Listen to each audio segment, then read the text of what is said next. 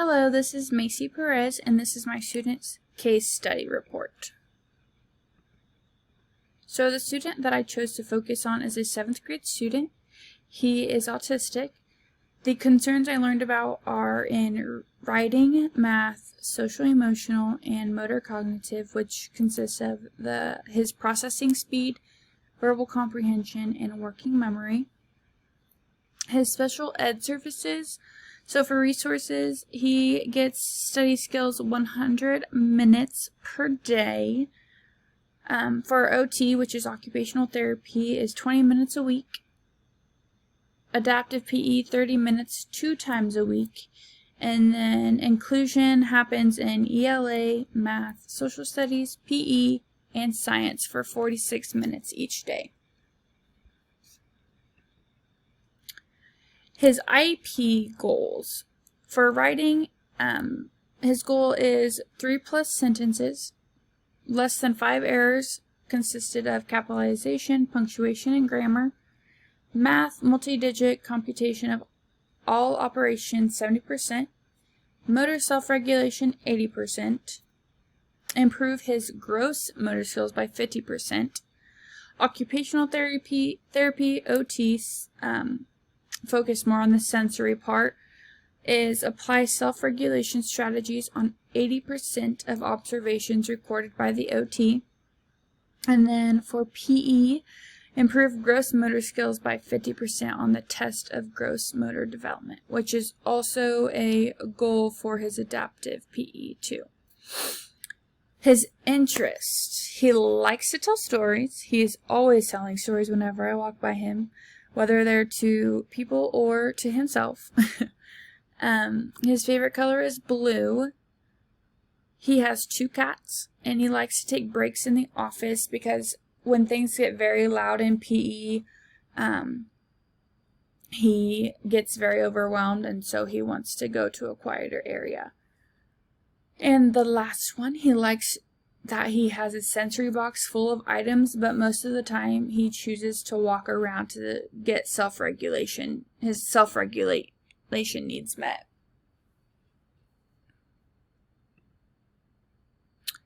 So for needs of the student, he needs separate locations, whether that be for tests or quieter areas.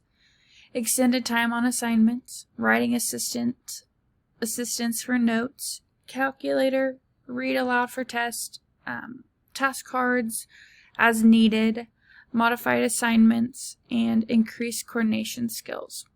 Which his fine motor skills are pretty I guess they function consistently, and so even though he is able at times to write his name in cursive or tie his shoes, he's not been able to reach the level of independency though during his OT sessions, and so that is why they have his increased coordination skills down as a need. For the research that I found, I learned that visual aids help autistic students to communicate and that they actually would rather prefer to communicate that way, which I did not know that. They can also help reduce the frustration within the student. Hobbs discusses how visuals can give children a sense of autonomy and allow them to make choices independently, which I thought was pretty cool. There are also different types of visual supports for autistic children, which consist of pictures exchange communication systems, digital photographs, feelings and emotion charts, and visual schedules and visual timetable cards.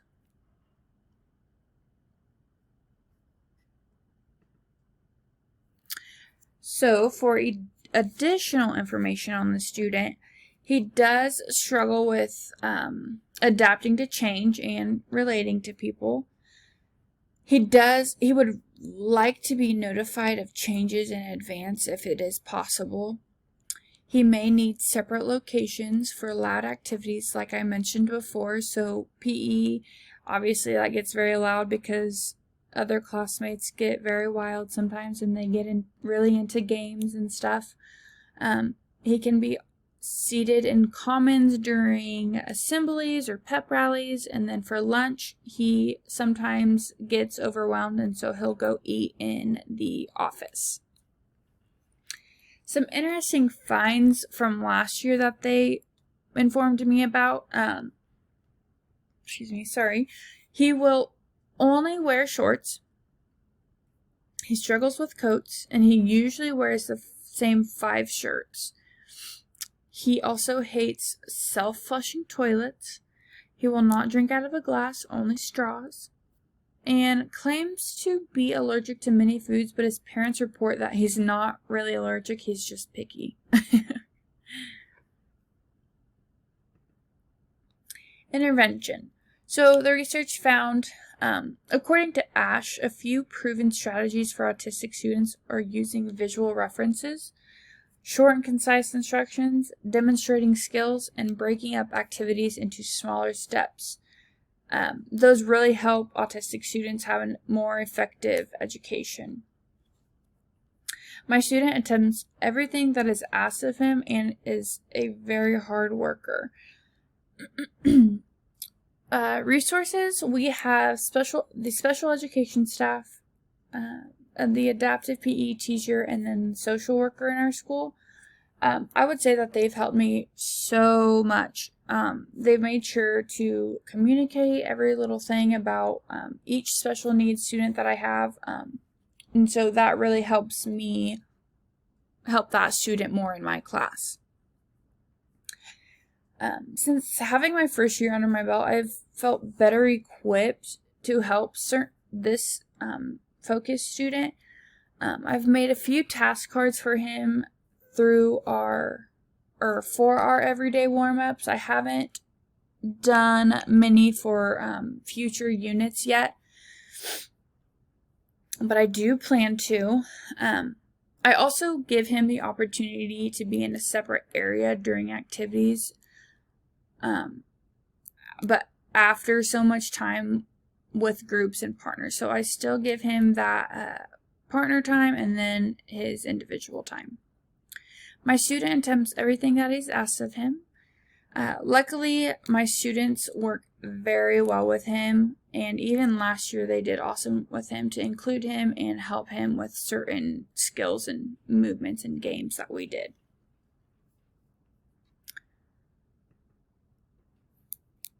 The research continued. To help apply skills in PE, there is an activity called Monkey See, Monkey Do. It involves students imitating poses that are shown on task cards individually. They can do it individually or with a partner. It's usually used as a warm-up activity to give the student an opportunity to balance working with a partner rather than being alone. So I do have some task cards with what our warm-ups are. And so I feel like that helps him a lot. I do have to ask him to perform them. Otherwise, he'll just start walking around randomly. This also could be used as an instructional strategy too, because once we practice it for so many days and weeks, the task cards can be posted on the wall, and I can then assess the student's comprehension of the skills and stretches. Short and easy to remember sentences can also be put on the task cards too to better help him. So for monitoring and evaluating my focus student, the first two questions, how I monitor and evaluate my student's progress is by his current levels of performance in each unit. His adaptive PE teacher and I have discussed benchmark goals in hopes of him reaching the overall goal. I am also measuring his performance on a regular basis, so I'm always comparing the expected progress to what he is actually performing in my class. His adaptive PE teacher communicates with me throughout the year to see how he is doing for each of our classes, and that also helps me see what I need to work on more with him when he's in my class. Every couple of units, I do have a unit test, And so during that time, I will send him to the special ed room, and so there he will have his teachers able to read out loud to him, or he can read the questions out loud, but then also have that quieter location. And then the last question, I haven't done anything different for his assessments really. He takes the same unit tests as everyone else in his class, but how I evaluate and determine his progress though is different compared to his classmates. So his adaptive PE teacher and I kind of discuss what we're going to look for each unit. And so yeah. Here are my references. Thank you.